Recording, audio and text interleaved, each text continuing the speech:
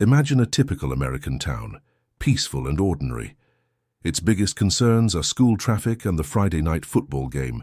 Now, imagine a ticking time bomb hidden in plain sight, a factory with the potential to erase that town from the map. This is the chilling story of an industrial disaster that came within a hair's breadth of becoming a catastrophe of biblical proportions.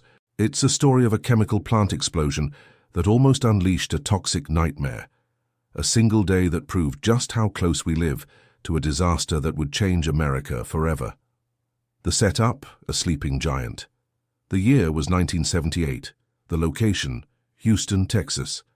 A sprawling metropolis powered by a massive industrial complex, a city of steel, oil, and chemicals. In the heart of this complex sat the Arco Chemical Company's plant, a facility that produced a wide range of industrial chemicals.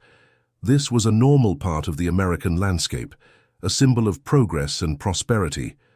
But like many industrial giants of the era, it operated with a dangerous mix of efficiency and a certain degree of risk. The company and the community had a silent, unspoken agreement.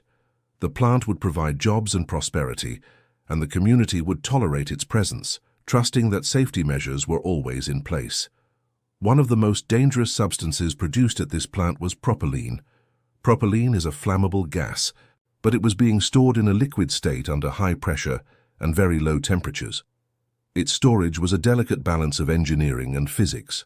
If that balance were to be disrupted, if a leak or a rupture were to occur, the liquid would instantly turn back into a gas, expanding with an explosive force.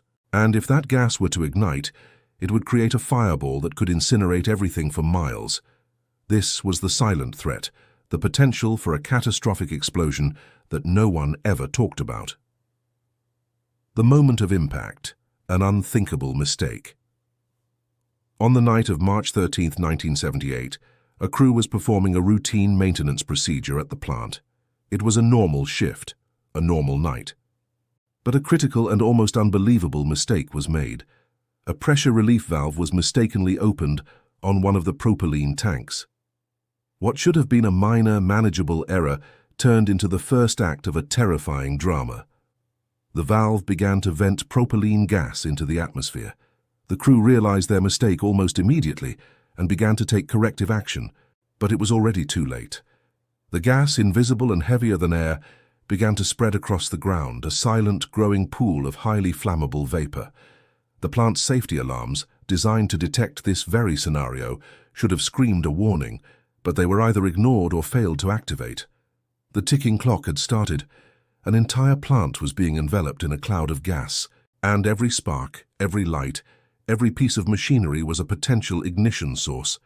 The plant was turning into a giant bomb, and the people of Houston were completely unaware. The escalation, a horrifying realization. The initial leak turned into a full-blown rupture. The pressure inside the tank car became too great, and the tank itself ruptured with a deafening blast. The escaping gas ignited instantly, not with a small fire, but with a massive, earth-shattering explosion that lit up the night sky. The blast was so powerful it was felt miles away. It shattered windows, shook buildings, and sent a shockwave that rattled the entire city. But the worst was yet to come. This was not a normal fire. This was a jet of superheated gas, a fiery dragon that was now burning out of control. The fire was so intense that it threatened to spread to the adjacent tanks, which were filled with even more dangerous chemicals. The plant was a battlefield, with towering flames and a terrifying sound of hissing gas. The firefighters arriving on the scene were faced with a dilemma straight out of a horror movie. Get close enough to fight the fire, or stand back and risk a chain reaction that would set off the rest of the plant, sending a toxic cloud over millions of people. This was the moment that the people of Houston and the rest of America realized that they had been playing a dangerous game with their safety, a game they were on the verge of losing. The fireball's shadow. The night sky over Houston was now a terrifying canvas of orange and red. A massive, uncontrolled fire was burning at the Arco Chemical Company plant. For the people living in the surrounding neighborhoods, this was no longer a distant industrial accident. It was a terrifying reality. But the explosion, as catastrophic as it was, wasn't the real threat. It was the shadow it cast, a silent, invisible killer that was about to be unleashed. The imminent threat, the propylene time bomb. The explosion had been a release of immense pressure, but it was just one of many ticking time bombs. The fire was now raging dangerously close to a series of huge storage tanks, each one filled with highly volatile chemicals. The heat from the initial blast was threatening to ignite a chain reaction, a series of explosions that would have dwarfed the first one. One of the most immediate dangers was the possibility of a BLEVE, or a boiling liquid expanding vapor explosion. This happens when a tank containing a superheated liquid, like propylene, is exposed to fire. The liquid inside boils, and the pressure builds until the tank bursts in a colossal vapor-filled explosion. A BLEVE at the Arco plant would have sent a lethal shockwave and fireball for miles, incinerating everything in its path. But the worst-case scenario wasn't the fireball, it was the toxic cloud. One of the most dangerous chemicals on site was butadiene, a known carcinogen. If a butadiene tank had ruptured and ignited, the resulting chemical cloud would have spread downwind, poisoning a densely populated part of Houston. The city was a sitting duck, and a small army of firefighters and first responders were rushing headfirst into a potential holocaust. The race against the clock. Firefighters and hazmat teams arrived on the scene and were met with a sight of pure chaos. They were faced with an impossible choice. They had to fight the fire to keep it from spreading, but they knew that getting close to the tanks was a suicidal mission. The pressure from the flames was already causing new leaks and small ruptures. They were in a desperate race against the clock, fighting to cool the tanks and prevent the chemicals inside from reaching their flashpoint. The first responders, with minimal information and a shocking lack of preparation, had to make split-second decisions that would determine the fate of millions. The communication between the plant's personnel and the emergency services was chaotic and uncoordinated. They didn't know the exact locations of every chemical tank, nor did they have a clear understanding of the risks associated with each one. They were fighting blind. The people of Houston were also in the dark. The police were trying to set up an evacuation perimeter, but without a clear understanding of the wind patterns and the exact nature of the toxic plume, they were working with incomplete information. The fear was that the wind would shift and the toxic cloud would blow over a school, a hospital, or a residential neighborhood. The near miss, a combination of luck and heroism. As the hours passed, the incredible efforts of the firefighters and engineers began to pay off. They managed to cool down some of the most critical tanks, a heroic effort that prevented a chain reaction. The fire, though still burning fiercely, was contained. The explosion of a butadiene tank, the one that would have unleashed a toxic cloud over Houston, was narrowly averted. The crisis was averted not by a perfect plan, but by a combination of luck and sheer determination. The wind, which could have carried a lethal cloud into the city, held its course just long enough for the flames to be contained. The fire departments, though unprepared for a disaster of this scale, relied on their training and their bravery to hold the line. The incident was a testament to the courage of the first responders, but it was also a brutal lesson in our collective vulnerability. The people of Houston and the rest of America had been given a free warning. A small industrial accident had almost created a man-made nightmare, and the only thing standing between us and total catastrophe was a thin line of heroes and a gust of wind.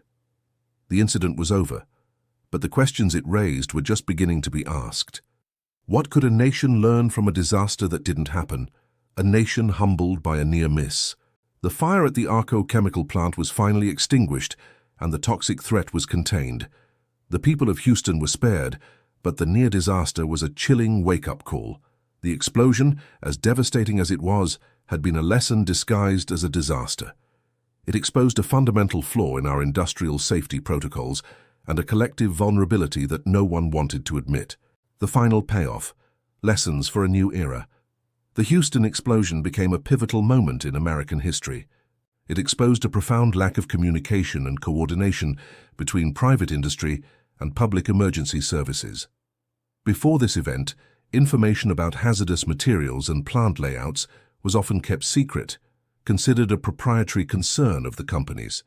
The fire departments and first responders were sent into a potentially lethal situation without the knowledge they needed to protect themselves and the public. This tragedy directly led to a new era of industrial safety and public right-to-know laws. Authorities realized that a culture of secrecy was a recipe for catastrophe. The event forced a national conversation about transparency, and it led to the creation of standardized protocols for handling industrial disasters. New regulations required companies to share information about the chemicals they were storing and the potential risks they posed to the community. But the lessons weren't just about policy, they were about perspective. The explosion forced us to see our world differently. A chemical plant wasn't just a source of jobs and products, it was a potential battlefield.